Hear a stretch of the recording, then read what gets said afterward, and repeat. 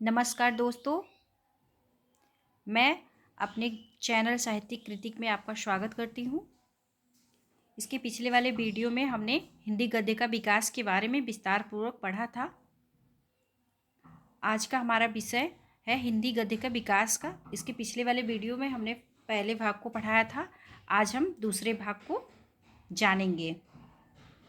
अगर आप इस चैनल पे नए हैं तो चैनल को सब्सक्राइब और लाइक और शेयर करें।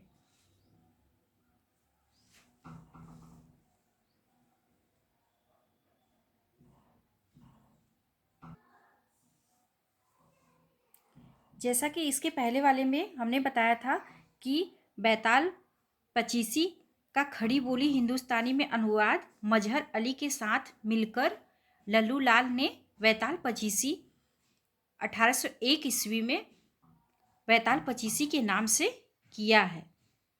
संवत 1852 ईस्वी अर्थात 1795 ईस्वी में लाला हीरा लाल ने आईने अकबरी की भाषा वचनिका नामक एक बड़ी पुस्तक की रचना की। दनकौर के निवासी प्रिया दास ने सन 1779 ईस्वी में सेवक चरित्र गद्य ग्रंथ की रचना लिखी। ये राधा वल्लभीय संप्रदाय से संबंधित थे। जो दन कौर के निवासी प्रिया दास थे वो राधा वल्लभी संप्रदाय से संबंधित थे। लल्लू लाल ने राजनीति 1802 ईस्वी में तथा माधव विलास 1817 ईस्वी में माधव विलास नामक जो ब्रजभाषी गद्य पद्य मिश्रित ग्रंथ की रचना की। माधव विलास ने 19वीं शताब्दी के सामाजिक जीवन के स्वरूप चित्रण की दृष्टि से महत्वपूर्ण रचना की। जो माधव विलास थे उन्होंने 19वीं शताब्दी के में सामाजिक जीवन के स्वरूप चित्रण की महत्वपूर्ण रचना की। माणिक लाल ओझा ने 1828 ईस्वी में सोमवंशन की वंशावली नामक ब्रजभाषा गद्य की रचना की।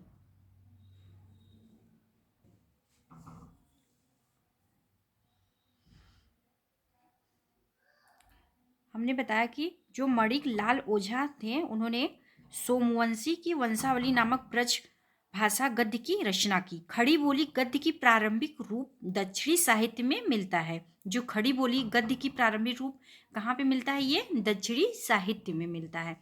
दक्षिण के साहित्यकारों ने अपनी भाषा को हिंदी, हिंदवी, दक्कनी, देहलवी, जबान, हिंदुस्तान आदि कई नामों से पुकारा।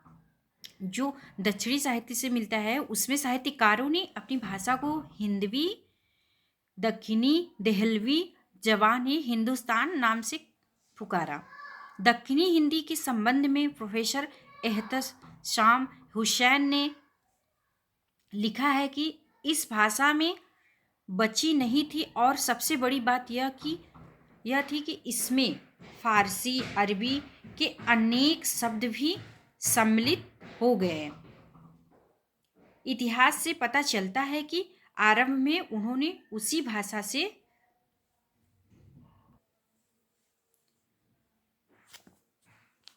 भाषा से काम चलाया, यहाँ तक कि वह उन्नति करके साहित्य की भाषा बन गई। इतिहास से पता चलता है कि वो लोग पहले आरंभ में अरबी फारसी के अनेक शब्द सम्मिलित किया करते थे। इतिहासकारों ने उसको कभी हिंदी तो कभी जवाने हिंदुस्तान कहा और कभी दक्कनी कहकर पुकारा। जो पहले के इतिहासकार थे पहले उसको हिंदी या जवाने हिंदुस्तान भी कहा करते थे। दक्कनी हिंदी के प्रथम गद्य लेखक ख्वाजा बंदा नवाज गेसूद राज हैं। इन्होंने 1318 से 1422 ईस्वी को माना है। ख्वाजा बंदा नवाज गेसूद राज की प्रसिद्ध रचना मेराजुल आस्कीन दक्कनी गद्य की प्रथम पुस्तक मानी जाती है। इनकी जो प्रसिद्ध रचना है मेराजुल आस्कीन दक्कनी गद्य की प्रथम पुस्तक मानी जाती है। इनकी अन्य कृतियां निम्न हैं, जिसमें है शिकारनामा, तिलाउतुल वजूद, इनका तीसरा है, जिसमें इनका तीसरा है हिदायतनामा, रिसाला सेहवारा या 12 मासा, चौथा इनका है मीराजुल आस्किन में सूफी धर्म का उपदेश दिया गया है। जो इनकी रचना है मीराजुल आस्किन में ये सूफी धर्म का उपदेश दिया गया है।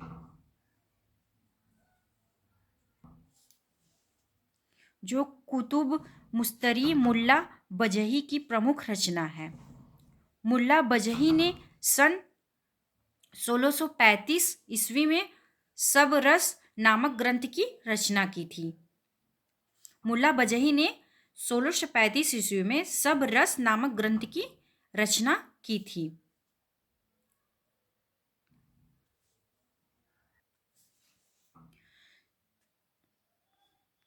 जिसमें सब रस को उर्दू साहित्य की प्रथम गद्य रचना माना जाता है। जो सबरस है उसको उर्दू साहित्य में प्रथम गद्य रचना माना जाता है।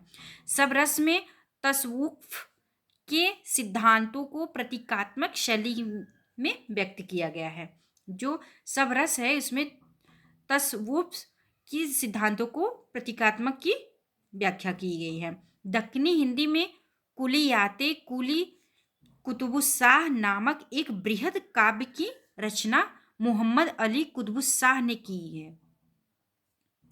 हुसैन अली खां ने सन 1838 ईस्वी में चार दरवेश का फारसी में दक्कनी में अनुवाद किया है। जो हुसैन अली खां हैं उन्होंने 1863 ईस्वी में चार दरवेश को फारसी से और दक्कनी में अनुवाद किया है। चार दरवेश का अनुवाद हुसैन अली खां ने अपने पुत्र के लिए किया था। जो हुसैन खान है उन्होंने अपने पुत्र के लिए किया था चार दरवेश की अनुवाद। आचार्य रामचंद्र शुक्ल ने खड़ी बोली गद्य का प्रारंभ अकबर के समय में गंग कवि द्वारा रचित चंद छंद वर्णन की महिमा से माना है। जो आचार्य रामचंद्र शुक्ल जी हैं जो खड़ी बोली गद्य का प्रारंभ अकबर के गंग कवि द्वारा रचित चंद छंद वर्णन की महिमा से माना है। गुरुमुखी लिपि में खड़ी बोली गद्य की रचा सोड़ी, मिहरी, वानु, हजरी, दयाल अनेमी आदि लेखकों ने की है।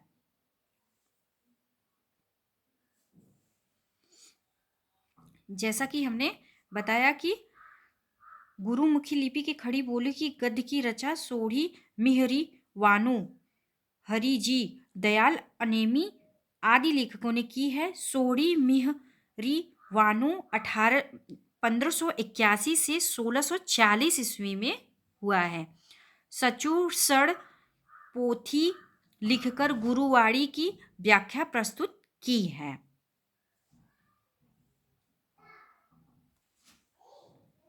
जिसमें हमने बताया कि सचूसड़ी पोथी लिखकर गुरुवाणी की व्याख्या प्रस्तुत की है। सोढ़ी मिहरी वानु के पुत्र हरि जी ने 3 पुस्तक की रचना की, जिसमें पहला है सुस्मनी सहस्रनाम और दूसरा है गोसठ गुरु मिहरी वानु तथा तीसरा है इसमें पोथी हरि जी। दयालु अनेमी ने 1675 से 1721 ईस्वी की प्रमुख रचनाएं इनकी निम्नवत हैं, जिसमें पहला है अवगत उल्लास जो कि 1675 ईस्वी में है। दूसरा इनका है अष्टावक्र भाषा जो कि 1679 ईस्वी को प्रकाशित है तथा इनका तीसरा है गीता भाषा जो कि 1721 ईस्वी में है। George Gierson, R.W. फ्रेजर, जिसमें George Gierson, R.W. Fraser, Nalini Mohan Sanyal प्रभृति विद्वान आधुनिक साहित्यिक खड़ी बोली का आविष्कार सर्वप्रथम गिल क्राइस्ट की अध्यक्षता में लल्लू लाल तथा सदल मिश्र द्वारा बतलाते हैं।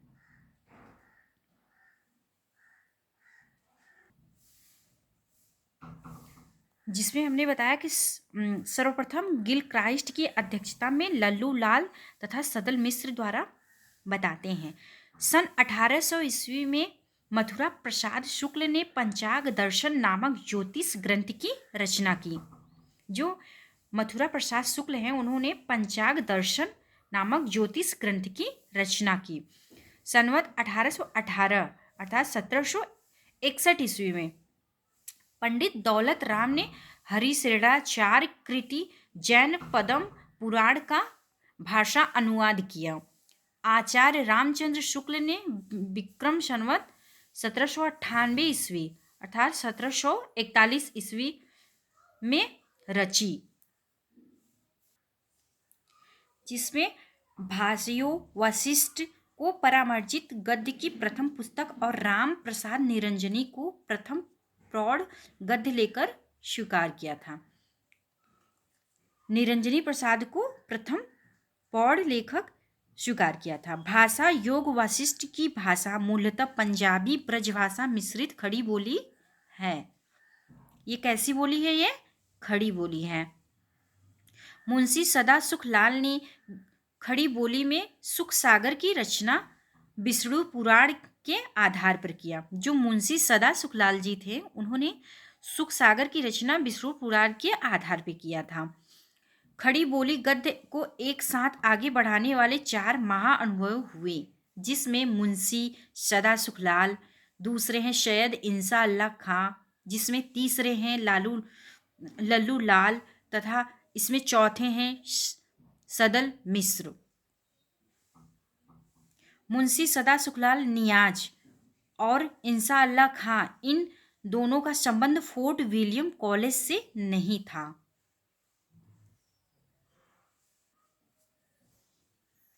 मुंशी सदा सुखलाल नियाज की प्रमुख रचना सुख सागर एवं मुक्त, इनकी प्रमुख रचना है सुख सागर एवं मुक्त खबूत वारिक है। इंसा अल्लाह खां ने रानी केतकी की कहानी की रचना सन 1798-1803 ईस्वी के मध्य में की थी। जो रानी केतकी की कहानी की रचना 1798 से 1803 ईस्वी के मध्य में की गई थी।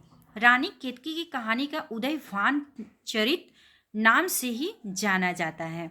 रानी केतकी की कहानी से सर्वप्रथम खड़ी बोली गद्य साहित्य में लौकिक श्रृंगारमय प्रख्यान परंपरा का सूत्रपात हुआ। प्रेमाख्यान के परंपरा का सूत्रपात हुआ। इंसा अल्लाह खां ने अपनी भाषा नीति की घोषणा निम्न शब्दों में की है, जिसमें यह वह कहानी है कि जिसमें हिंदी छूट और न किसी बोली का मेल न पूट। शैली की दृष्टि से रानी केतकी की कहानी हास्य प्रधान है। शैली की दृष्टि से जो रानी केतकी की कहानी है वो हास्य प्रधान है। रानी केतकी की कहानी से सर्वप्रथम खड़ी बोली गद्य साहित्य में लौकिक श्रृंगारमय प्रेमाख्यान परंपरा की सूत्रपात हुआ था, जिसमें हमने बताया कि इंसा अल्लाह खां की भाषा नीति घोषणा निम्न शब्दों में है। शैली की दृष्टि से रानी केतकी की कहानी कैसी है? हास्य प्रधान है। इंसा अल्लाह खां की भाषा सबसे चटकीली, मटकीली, अलंकृत, किस्सागोई शैली, मुहावरेदार और चलती है। रानी केतकी की कहानी हिंदी की पहली मौलिक लिखित गद्य कथा है। जो रानी केतकी की कहानी है वो पहली मौलिक लिखित कथा है। इंसा अल्लाह खां ने अपनी भाषा को 3 प्रकार से शब्दों में मुक्त रखने की प्रतिज्ञा की, जिसमें है 12 की बोली अर्थात अरबी, फारसी, तुर्की, दूसरा है गवारी अर्थात ब्रजभाषा, अवधी इत्यादि, और तीसरा हिस्सा है भाखापन अर्थात संस्कृत के शब्दों का मेल। लल्लू लाल ने 11 पुस्तकों की रचना की जो निम्नांकित है। पहला हिंसान बतीसी,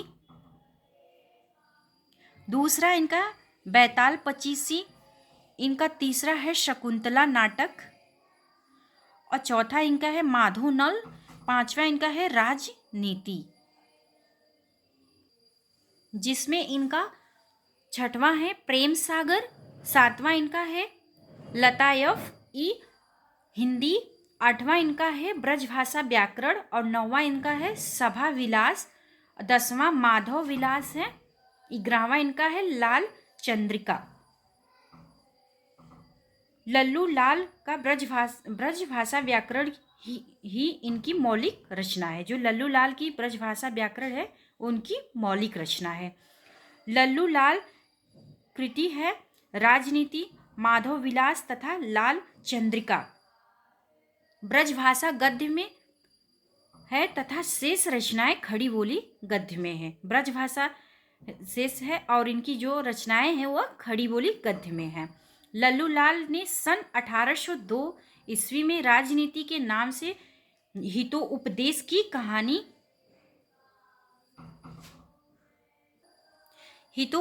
की कहानियों का ब्रजभाषा गद्य में अनुवाद किया।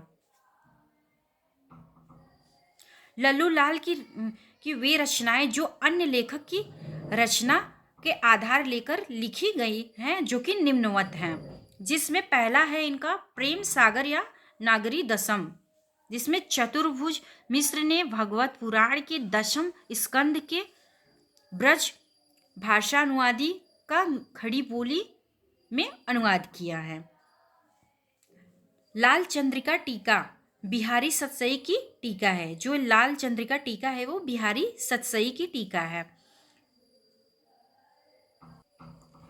जिसमें इनका तीसरा है सिंहासन बत्तीसी।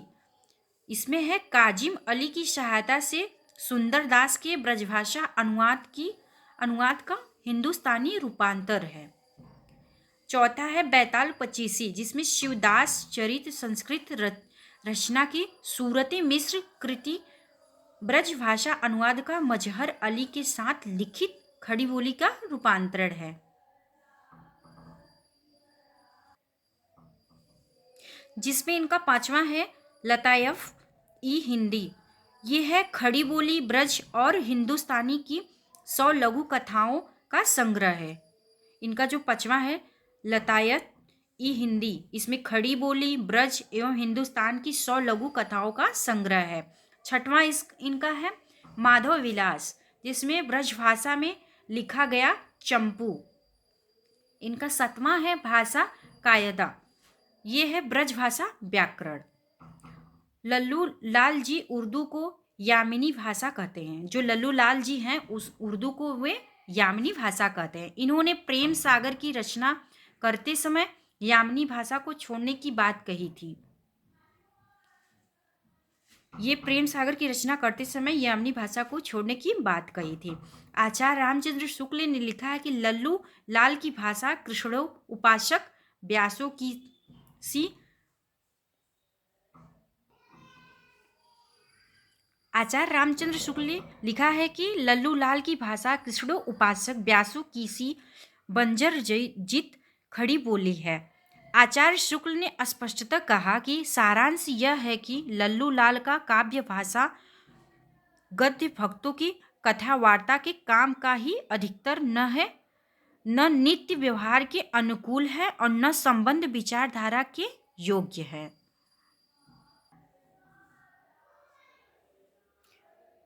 लल्लू लाल ने आगरा में एक प्रेस खोला जिसका नाम संस्कृत प्रेस था। लल्लू लाल ने लतायफ ई हिंदी को वजुवान ए रेख्यात कहा।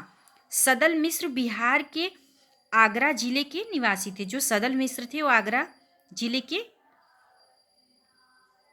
बिहार के आरा जिले के निवासी थे। सदल मिश्र की प्रमुख रचना निम्नवत है, जिसमें है चंद्रावली, नासिकेतोपाख्यान और दूसरा है रामचरित्र। इनका तीसरा है हिंदी पर्यर्शन वाके बुलरी, जो कि 1800 ईस्वी में रचित है। सदल मिश्र ने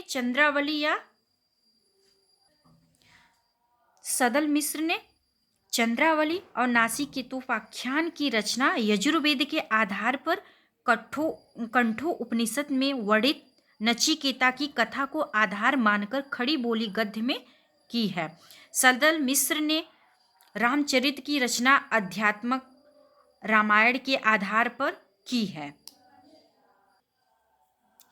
सदल मिश्र की भाषा पूर्वीपन के लिए हुई व्यवहारिक खड़ी बोली है। महत्व दृष्टि से डॉक्टर श्याम सुंदर दास ने हिंदी गद्य की प्रारंभिक आचार्यों को निम्न क्रम से रखा, जिसमें पहला है इंसा अल्लाह खां, दूसरा है सदल मिश्र, तीसरा है लल्लू लाल और ये चौथा है सदासुख लाल। जैसा कि हमने बताया, इसमें महत्व की दृष्टि से आचार्य रामचंद्र शुक्ल ने हिंदी गद्य की प्रारंभिक 4 आचार्यों को निम्न क्रम में रखा, जिसमें पहला है सदासुख लाल, दूसरा है इंसा अल्लाह खां, तीसरा है लल्लू लाल, चौथा है सदल मिश्र। महत्व की दृष्टि से डॉक्टर बच्चन सिंह ने हिंदी गद्य की प्रारंभिक 4 आचार्यों को निम्न क्रम में रखा, जिसमें पहला है सदासुख लाल, दूसरे हैं सदल मिश्र, तीसरे हैं इंसा अल्लाह खां और चौथे हैं लल्लू लाल। खड़ी बोली गद्य के 4 महाअनुभवों की भाषिक विशेषता लिखित हैं।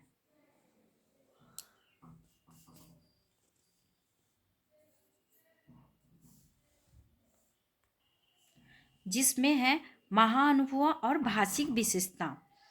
मुंशी सदासुखलाल जी का है भाषिक विशेषता संस्कृत मिश्रित हिंदी या श्लिष्ट बोल चाल की भाषा। इंसा अल्लाह खां की है चटकीली मटकीली मुहावरेदार और चलती भाषा। लल्लू लाल जी की है ये कृष्णो उपासक व्यासों की बंजरीत जीत खड़ी बोली। सदल मिश्र की है पूर्वीपन लिए हुए व्यवहारिक खड़ी बोली। फोर्ट विलियम कॉलेज की स्थापना 1800 ईस्वी में मार्किक वस वेलेजली ने किया था। गिलक्राइस्ट का पूरा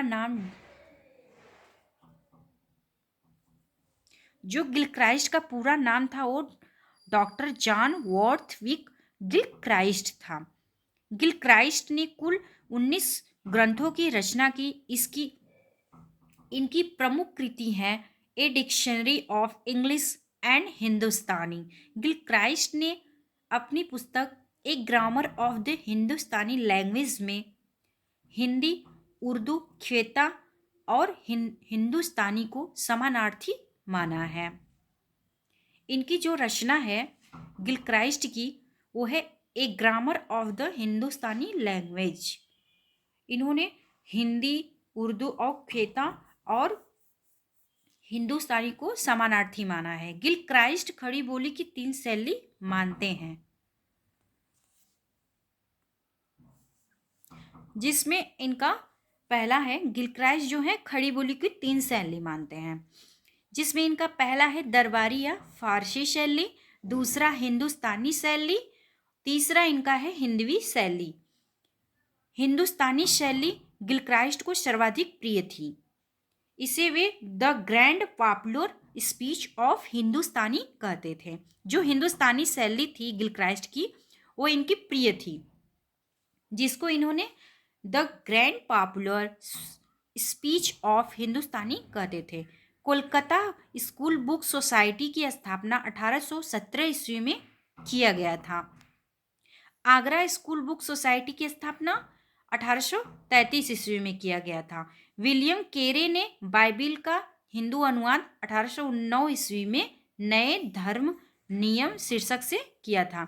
जो विलियम केरे थे उन्होंने बाइबिल का हिंदू में अनुवाद 1809 ईस्वी में किया था। उसे नए धर्म नियम शीर्षक से किया था। 1809 ईस्वी में हेनरी मार्टिन ने बाइबिल का हिंदी और उर्दू दोनों भाषाओं में अनुवाद किया। इनकी अन्य महत्वपूर्ण रचनाकार और रचनाएं हैं, जिसमें है रचनाकार और रचना। पहला इनका है जेटी आमसन, इनकी रचना है दाऊद के गीत। और दूसरे हैं जॉन मेयर, इनकी है ईश्वरोक्त शास्त्र धारा। और भी है इनका संत मत निरूपण। जे.एस. शर्मन की है the proper names in the old and new testaments. जो इनकी रचना है the proper names in the old and new statements reference into Urdu and Hindi, जो कि है 1850 ईस्वी में। और भी इनकी है फूलों का शेर, और है इनका पॉल का चरित्र और वेदांत विचार, जो कि 1853 ईस्वी में रचा गया है। मार्स मैन का है प्राचीन इतिहास का अनुवाद, ये 1839 ईस्वी में रचा गया है। जिसमें इनका पांचवा है पंडित रतन लाल, और इनकी रचना है कथासार, ये 1839 ईस्वी में रचा गया था। स्वामी दयानंद सरस्वती ने 1874 ईस्वी में सत्यार्थ प्रकाश की रचना खड़ी बोली हिंदी गद्य में की थी। जो दयानंद सरस्वती हैं, उन्होंने 1874 में सत्यार्थ प्रकाश की रचना खड़ी बोली में की थी। पंडित मदन मोहन मालवीय के अकथक प्रयत्न से 1900 ईस्वी में कचहरियों में नागरिक की प्रतिष्ठा हुई। दयानंद सरस्वती के अनुयायी हिंदी को आर्य भाषा कहते हैं। जो दयानंद सरस्वती के अनुयायी हैं वो हिंदी को आर्य भाषा कहते हैं। हिंदी भाषा की प्रथम पत्रिका उदंत मार्तंड का प्रकाशन 30 मई 1826 ईस्वी को किया गया था। जो हिंदी की प्रथम पत्रिका है उदंत मार्तंड, इसका प्रकाशन 30 मई 1826 ईस्वी को किया गया था। कानपुर के निवासी पंडित जुगल किशोर ने इसके संपादक हैं। उदंत मार्तंड साप्ताहिक पत्रिका थी। ये कैसी पत्रिका थी?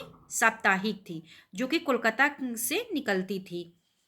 उदंत मार्तंड में खड़ी बोली का मध्य देशीय भाषा के नाम से उल्लेख किया गया है। जो खड़ी बोली का है, इसको मध्य देशीय भाषा के नाम से उल्लेख किया गया है। उदंत मार्तंड के प्रकाशन दिन को आधार मानकर 30 मई को राष्ट्रीय हिंदी पत्रकारिता दिवस मनाया जाता है। इस दिन 30 मई को राष्ट्रीय हिंदी पत्रकारिता दिवस मनाया जाता है। कोलकाता से सन 1854 ईस्वी में हिंदी का पहला दैनिक पत्र समाचार सुधा वर्षण श्याम सुंदर सेन ने संपादक में निकला था। प्रारंभिक समय के प्रमुख समाचार पत्र संपादक वर्ष इस प्रकार से निम्नलिखित हैं, जिसमें 1826 से 1857, जैसा कि हमने बताया कि 1826 से 1867 तक का है। समाचार पत्र संपादक वर्ष प्रकार और स्थान। उदंत मार्तंड जुगल किशोर इसके संपादक है। वर्ष था 1826। बंगदूत है राजा राम मोहन राय ने किया था, ये 1829 में। प्रजामित्र इसका वर्ष है 1834। बनारस अखबार ये किए थे राजा शिव प्रसाद सिंह ने। मार्तंड इसका ये नासिरुद्दीन है, जो कि 1846 ईस्वी में किए थे। ये भी एक साप्ताहिक पत्रिका है। और मालवा अखबार ये प्रेम नारायण ने किया था। सुधाकर ये बाबू तारा मोहन मित्र ने किया था। बुद्धि प्रकाश ये मुंशी सदासुख लाल ने किया था। समाचार सुधा वर्षण श्याम सुंदर सेन ने किया था। प्रजा हितैषी ये राजा लक्ष्मण सिंह ने 1855 ईस्वी में किया था। जगतदीप भास्कर इसके संपादक हैं नासिरुद्दीन, जो कि इसको भी 1846 ईस्वी में किया था। और भी इसमें जो भी महत्वपूर्ण है, जैसे बुद्धि प्रकाश इसको बाबू तारा मोहन मित्र ने किया था। और जिसमें कि हमने बताया प्रजा हितैषी ये राजा लक्ष्मण सिंह ने 1855 में किया था। लोकमित्र इसके हैं संपादक ईसाई मिशनरी, जो कि 1863 ईस्वी में किया था। अवध अखबार और ज्ञानदायिनी पत्रिका है, जिसके संपादक है नवीन चंद्र राय। और भी है तत्वबोधिनी पत्रिका, जो कि ऐसे पूछ लिया जाता है जैसे टीजीटी में तत्वबोधिनी पत्रिका के संपादक कौन है, ऐसे भी पूछा जाता है क्वेश्चन ऑप्शन के थ्रू। ये है, इसका सन भी कभी कभी पूछ लिया जाता है। 1865 में वृतांत विशाल, ये है वृतांत विलास, ये 1857। और ये कैसा है, इसका स्थान क्या है, जम्मू। और इसका प्रकार है मासिक पत्रिका। बंगदूत पत्रिका का प्रकाशन हिंदी के अतिरिक्त अंग्रेजी, फारसी तथा बांग्ला भाषा में भी होता था। बनारस अखबार के विरोध में तारा मोहन मित्र ने सुधाकर पत्रिका का प्रकाशन किया था। मुंशी सदा सुखलाल की पत्रिका बुद्धि प्रकाश नरूल बाजार का हिंदी रूपांतरण था। इसमें और भी हैं, जैसे पंडित बंशीधर ने आगरा से हिंदी उर्दू का एक पत्र निकाला था, जिसके हिंदी कालम का नाम भारत खंडामृत तथा उर्दू कालम का नाम अबेहयात था। गारसा द दासी एक फ्रांसीसी विद्वान थे, जो कि पेरिस में हिंदुस्तानी या हिंदू के अध्यापक थे। तासी ने सन 1836 में हिंदुस्तानी साहित्य का इतिहास पुस्तक की रचना की। जो गारता द तासी थे, उन्होंने हिंदुस्तान साहित्य इतिहास पुस्तक की रचना की, वो भी 1836 ईस्वी में। तासी ने उर्दू भाषा के कट्टर समर्थक थे, जिसके कारण वे हिंदी को एक भद्दी बोली कहते थे। वे हिंदी को कैसी बोली कहते थे, वो भद्दी बोली कहते थे। पंजाब प्रांत में पंडित नवीन चंद्र राय हिंदी भाषा के पक्के समर्थक थे, और विद्या की उन्नति के लिए नवीन चंद्र राय ने लाहौर में अंजुमन लाहौर सभा की स्थापना की। जो अंजुमन लाहौर सभा की स्थापना किसने किया था, ये नवीन चंद्र राय ने किया था। नवीन चंद्र ने लाहौर में स्त्री शिक्षा का प्रचार जोर शोर से किया था। जो नवीन चंद्र राय थे, उन्होंने लाहौर में स्त्री शिक्षा का प्रचार जोर शोर से किया था।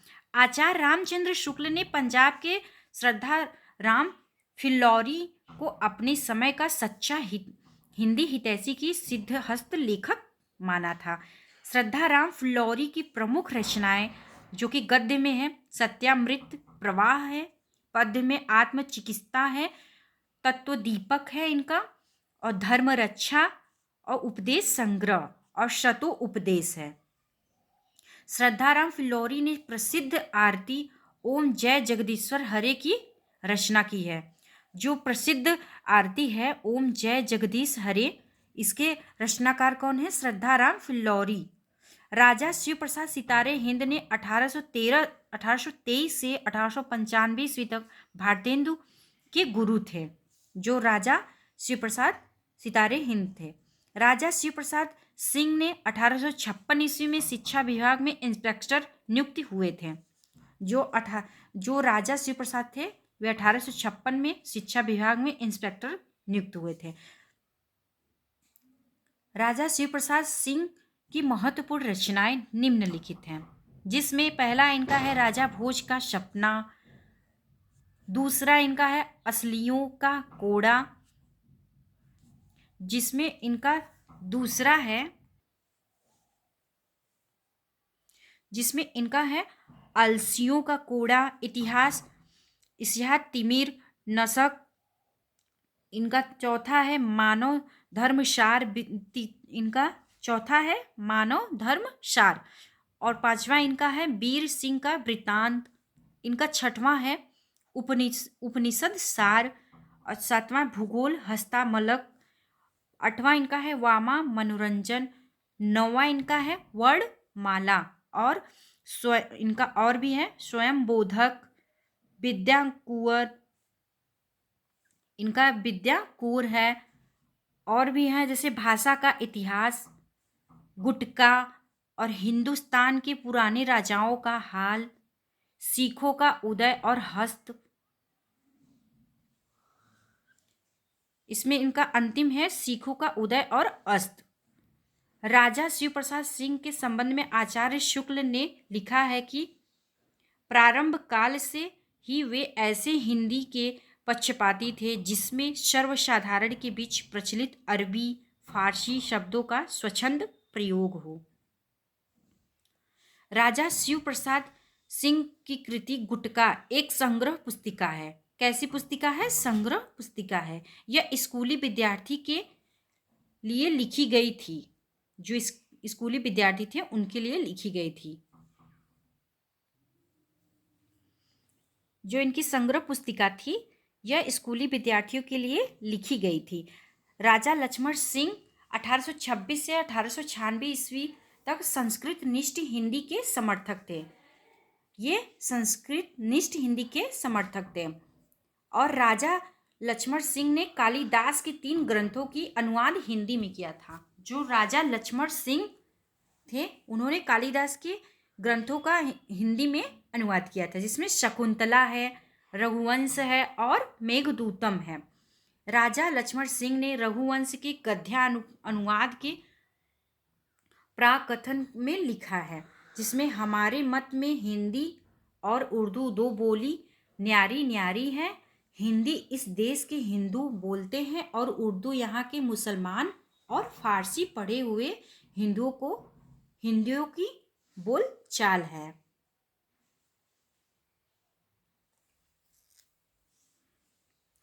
और भी हैं, जैसे भारत में हुए सांस्कृतिक जागरण, धार्मिक तथा सामाजिक सुधार से संबंधित प्रमुख संस्थाएं हैं, जो कि इस प्रकार से संस्था और स्थापना और संस्थापक, जिसमें पहला है ब्रह्म समाज। ये 1828 में स्थापित किया गया था। इसके संस्थापक थे राजा राम मोहन राय। तत्वबोधिनी सभा 1839 को हुआ था, जो कि इसके संस्थापक है देवेंद्र नाथ ठाकुर। प्रार्थना समाज, इसकी स्थापना 1867 में हुआ था। इसके संस्थापक है केशव चंद्र सेन के सहयोग से राणा डे ने किया था। और वेद समाज, ये इसके भी संस्थापक है केशव चंद्र सेन। सत्य शोधक समाज की स्थापना 1878 ईस्वी में किया गया था, जिसके संस्थापक है ज्योतिबा बाई फूले। आर्य समाज ये 1875 में हुआ था और इसके संस्थापक है दयानंद सरस्वती। थियोसॉफिकल सोसाइटी, इसकी स्थापना 1882 में किया गया था।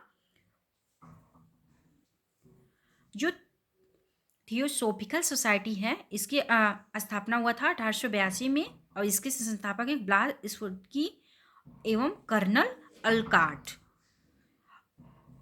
और भी हैं रामकृष्ण मिशन, इसकी भी स्थापना 1897 ईस्वी में हुआ था।